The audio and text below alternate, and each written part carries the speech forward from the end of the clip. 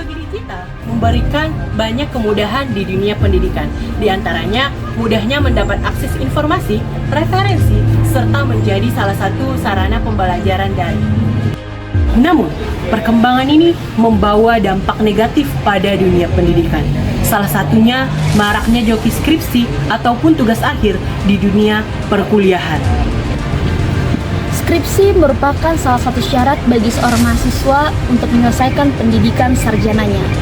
Namun, permasalahan mulai muncul ketika seorang mahasiswa merasa tidak cukup mampu untuk menyelesaikan skripsi tersebut. Inilah yang dimanfaatkan oleh beberapa pihak untuk membuka jasa joki skripsi.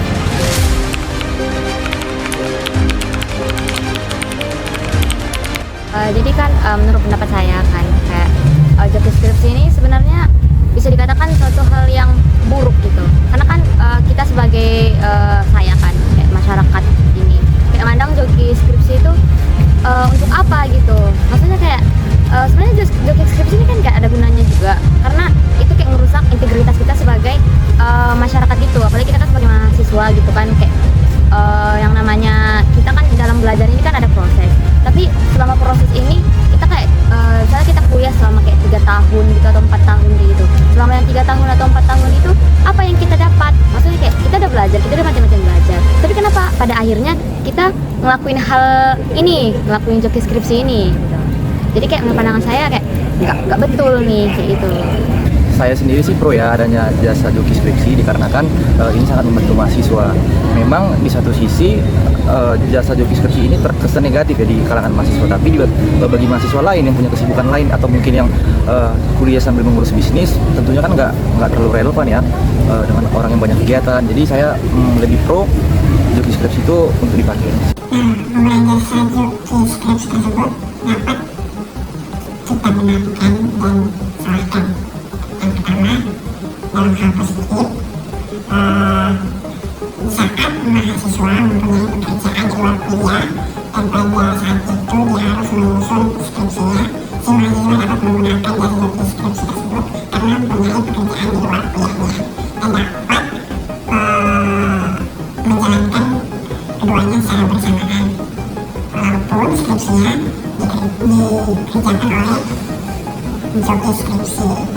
Dan hal yang salah itu yang pertama, si mahasiswa tidak dapat sebagian mahasiswa tidak dapat bertanggung jawab untuk memenuhi kewajibannya di mata kuliah karena dia menggunakan jasa joki skripsi tersebut. Menurut saya sendiri, sebenarnya dari bagian akademik ataupun bagian dari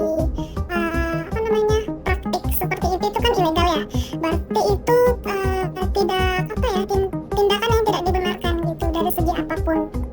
Fenomena joki skripsi ini sebenarnya kan bukan hal baru di dalam dunia pendidikan. Namun itu juga merupakan hal yang meresahkan di tengah lingkungan, khususnya di perguruan tinggi ya. Karena dengan maraknya teknologi kita yang sekarang membuat mahasiswa kita ini lebih ingin taktis dan praktis dalam penyelesaian skripsi dan karya ilmiah. Nah, sehingga efek sampingnya itu orisinal karya ilmiah itu yang endingnya itu yang nggak ada nantinya. Fenomena jasa joki skripsi ini tidak lagi hanya sebatas praktik individual, melainkan sudah berkembang menjadi praktik bisnis industri. Hal ini ditandai dengan penawaran jasa joki skripsi yang dapat dengan mudah diakses melalui berbagai platform media sosial, marketplace, maupun situs web resmi. Bahkan, menurut informasi dari beberapa situs menyebutkan bahwa omset yang dapat diperoleh dari bisnis jasa joki skripsi ini dapat mencapai 50 juta per bulan.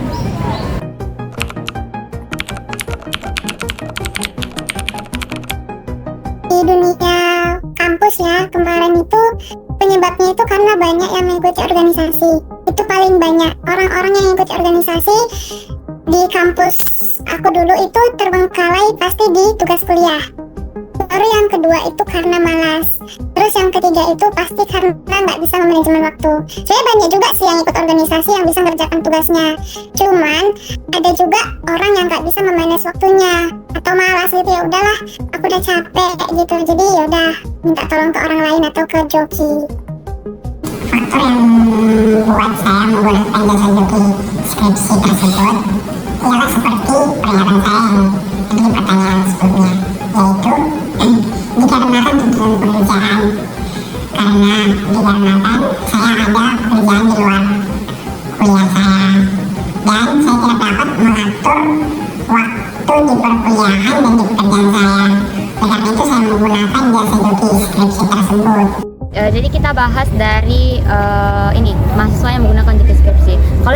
Kalau dilihat dari sudut pandang pengguna joki skripsi ini, mungkin kayak ada dirasa dalam hati mereka kayak mereka udah capek gitu kan, kayak ngerjain skripsi, terus kayak bimbingan terus nggak di ACC gitu kan. Jadi kayak muncul di dalam benak mereka kayak, oh daripada aku capek-capek ngerjain ini, terus dosennya juga dosennya nggak ada, dosennya susah untuk meng-ACC skripsi yang dikerjakan oleh mahasiswa ini. Jadi dia kayak kepikiran kayak gitu, oh iya sekarang kan kayak ada penyedia jasa joki skripsi ini, kenapa ya aku nggak gunain aja gitu jasa joki skripsi ini. Terus kalau dia dari penyedia jasanya ini, mungkin kayak orang yang nyediain jasanya ini ngelihat kayak dari realita atau kan kayak kehidupan nyata di dunia ini, kayak banyak mahasiswa yang kayak ngeluh kayak di media sosial, kayak ngeluh di media sosial, kenapa sih kayak dosen sekarang ini kayak gini, aku udah kayak ngechat dari pagi terus sorenya apa, jadi kayak besok kayak dia kayak di pending gitu, jadi kapan mau ACC-nya kayak gitu. Jadi orang yang ibaratkannya kayak ngelihat peluang ini, oh ini bisa gitu, jadi nambah pundi-pundi uang gitu, jadi kayak penambah ekonomi gitu, kalau tidak dari sudut pandang penyedia joki skripsinya. Jadi menurut saya sendiri alasan mahasiswa menggunakan joki skripsi itu ada beberapa faktor ya kawan-kawan. Yang paling utama sih mungkin gara-gara kesibukan ya. Jadi kita nggak bisa menilai orang yang menggunakan skripsi, orang yang menggunakan joki skripsi itu adalah orang yang bodoh. Nah, itu adalah stigma yang salah menurut saya. Menurut saya pribadi, orang yang menggunakan joki skripsi ialah orang yang menggunakan orang yang menggunakan privilege gitu. Ketika dia punya uang, dia bisa menggunakan uang ini untuk membayar orang, dengan catatan dia mengerjakan skripsinya dengan benar.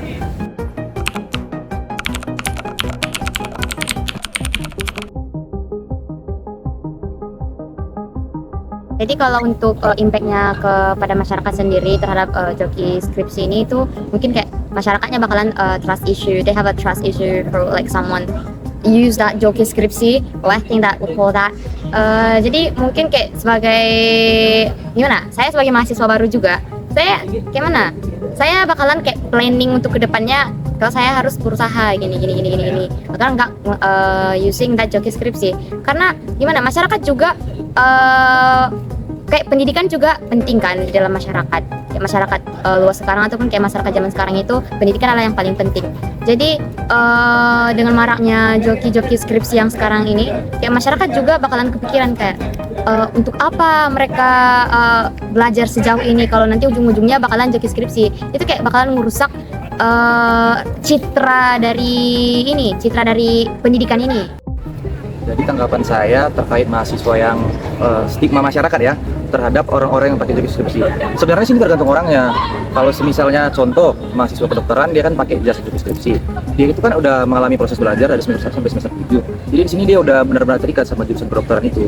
Memulai proses belajar ataupun mungkin sedikit mengajar gitu ya dengan berbasis praktek. Jadi joki skripsi ini itu nggak salah sih menurut saya sendiri ya. Tapi mungkin tanggapan orang lain ini bisa jadi salah gitu. Karena bagi saya kan kita kalau misalnya joki skripsi hanya dibantu di ujung gitu ya. Kayak misalnya kan nanti kan kita udah mau skripsian gitu kan. Kita udah mau skripsian. Ketika kita skripsi, kita kan ikut juga ngerjain di situ gitu. Jadi nggak pure joki tugas yang ngerjain. Kita juga bertindak dan kita akan diuji sama beberapa dosen. Jadi menurut saya itu nggak akan salah.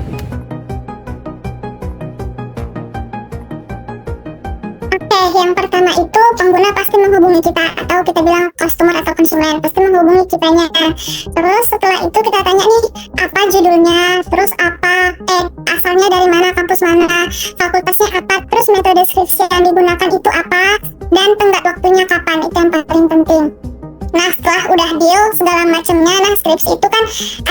sekian, bayarnya berapa sekian gitu kan. Jadi kalau udah setuju antara si customer dengan kaminya, penyedia jasanya, udah setelah sebelum hari hanya pengumpulan, kita udah ngasih nih file itunya, file dokumennya belum PDF, file PDF-nya belum dokumen. Nah setelah itu kalau misalnya si customer atau konsumennya ini masih kurang, berarti skripsinya masih direvisi lagi. Kalau misalnya si customernya udah deal nih, kalau ini udah betul nih skripsinya, udah beranggapan kalau wah ini udah benar nih, ya udah kita kasih dokumennya gitu. Pengalaman saya menggunakan jasa jadi skripsi tersebut awalnya dikarenakan yang pertama itu tuntutan pekerjaan, karena saya tidak dapat mengatur waktu saya di pekerjaan dan di perkuliahan saya. Karena itu saya menggunakan jasa juri skripsi agar lebih mempermudah saya di bagian pekerjaan yang ada di luar kuliah saya. Karena itu saya menggunakan jasa juri skripsi tersebut.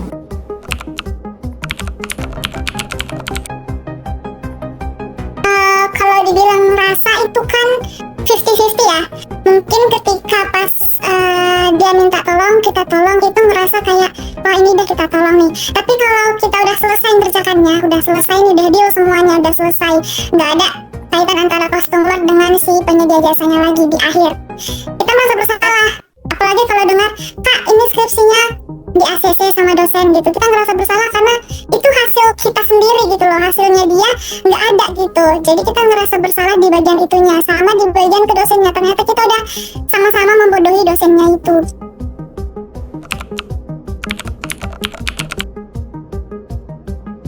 Ya jujur saya tidak khawatir, karena apa yang sudah dikerjakan oleh skripsi yang sudah dikerjakan oleh jasa joki akan saya pelajari dan baca ulang, karena saya tahu saya akan diuji oleh dosen saya. Oleh karena itu saya tidak merasa khawatir akan hal tersebut.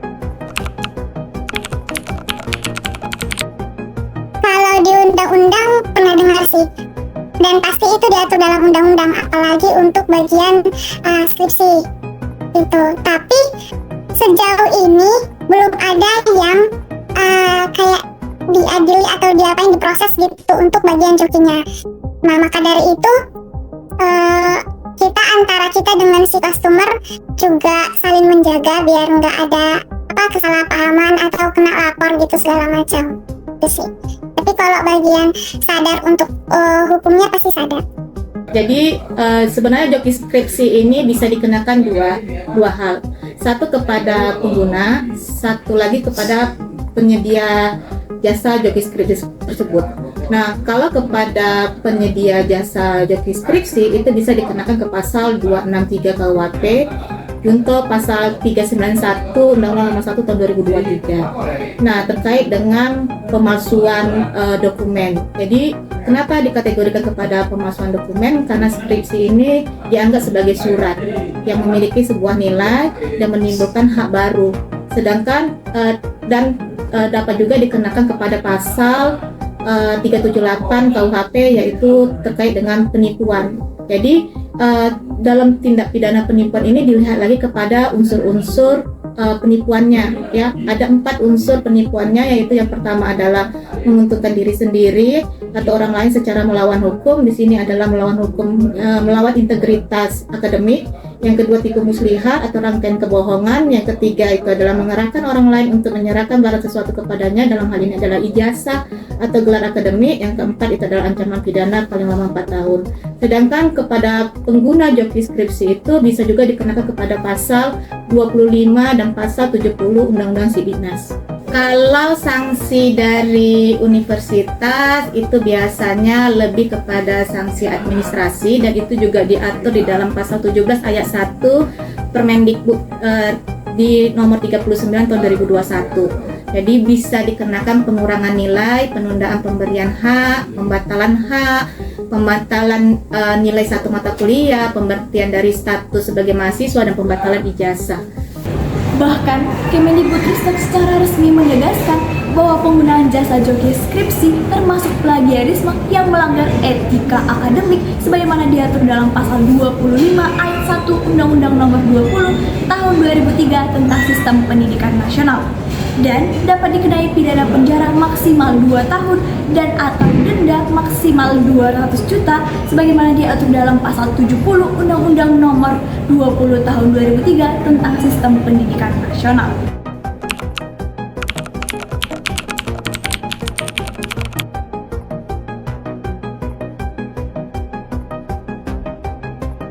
Aktivitas UU Sidiknas terhadap joki skripsi tersebut pada dasarnya aturan joki skripsi itu belum ada diatur di dalam Undang-Undang Sidiknas. Nah, pasal 25 Undang-Undang Sidiknas dan pasal 70 itu lebih kepada peserta didik, tidak kepada joki skripsi. Nah, jadi seharusnya kedepannya perlu adanya pembaharuan hukum yang mengatur tentang joki skripsi, karena joki skripsi ini sudah marak terjadi dan menjadi sebuah kebiasaan bagi mahasiswa yang ingin praktis dan taktis dalam penyelesaian tugas akhirnya. Jadi pembaharuan hukum ke depan mungkin perlu adanya aturan hukum yang mengatur tentang joki skripsi tersebut.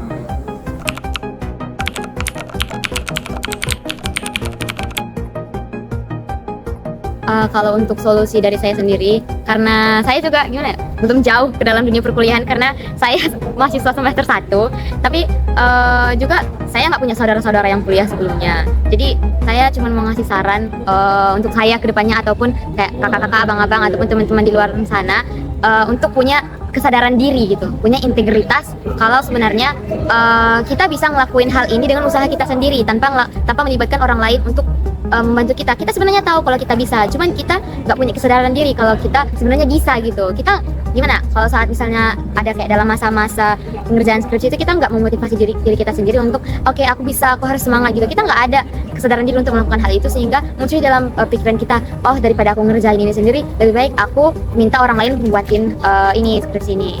Saran dari saya untuk kawan-kawan mahasiswa untuk meminimalisir penggunaan tugas tadi sih sebenarnya simpel sih ya.